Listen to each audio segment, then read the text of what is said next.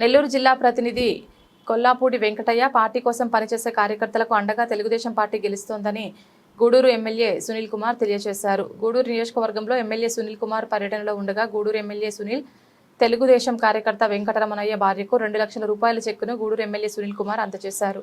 ఈ కార్యక్రమంలో చిట్టమూరు మండల తెలుగుదేశం పార్టీ నాయకులు పాల్గొన్నారు. తెలుగుదేశం పార్టీ లోకేష్ బాబు గారి యొక్క నిబద్ధత ఏంటంటే ఆ రోజు పాదయాత్రలో చిట్టమూరులో నడుస్తూ వస్తున్నటువంటి సందర్భంగా ఆయన చనిపోయారు. అప్పుడు మనం 2023 అప్పుడు గవర్నమెంట్ వాళ్ళు లేము. మేము వచ్చి ఒక రికమెండేషన్ సార్ ఆయన చనిపోయిన ఇచ్చారు, అది నోట్ చేసుకొని ఖచ్చితంగా చేస్తామమ్మా మీకు సహాయం చేస్తామని చెప్పి ఈయన పేరు నాగమణి తల్లి, ఆయన పేరు వెంకటరమణయ్య.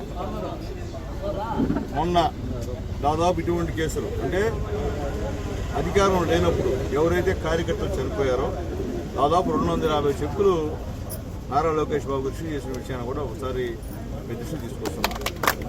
ఆ సందర్భంగా పాపం ఇంక చాలాసార్లు ఫోన్ చేశారు.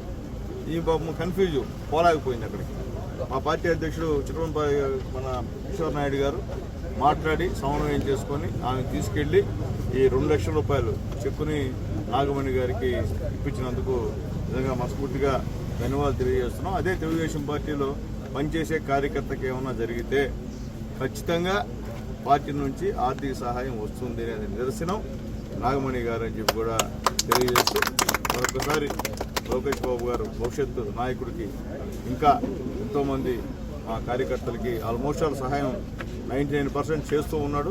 అలాగే సీఎం రిలీఫ్ ఫండ్ల ద్వారా ఇంకా అధిక సహాయం అందుతూ ఉంది. అలాగే 5 లక్షలు చనిపోతే ఇన్సూరెన్స్ 5 లక్షలు కూడా గూడూరులో వడ్డిపేటలో ఒకటి ఇప్పించాం, ఇందూరులో ఒకటి ఇప్పించాం, ఇంకెక్కడ ఇప్పించామా అంతే సార్ ఇట్లా ఇప్పిస్తూ ఉన్నాం. కాబట్టి నేను చెప్పేది ఒకటే, పేదలకి అండగా లోకేష్ బాబు గారు తెలుగుదేశం పార్టీ ఎప్పుడు ఉంటుందని చెప్పి తెలియజేస్తూ మా లోకేష్ బాబు గారికి మనస్ఫూర్తిగా ధన్యవాదాలు తెలియజేస్తూ సెలవు తీసుకుంటాం.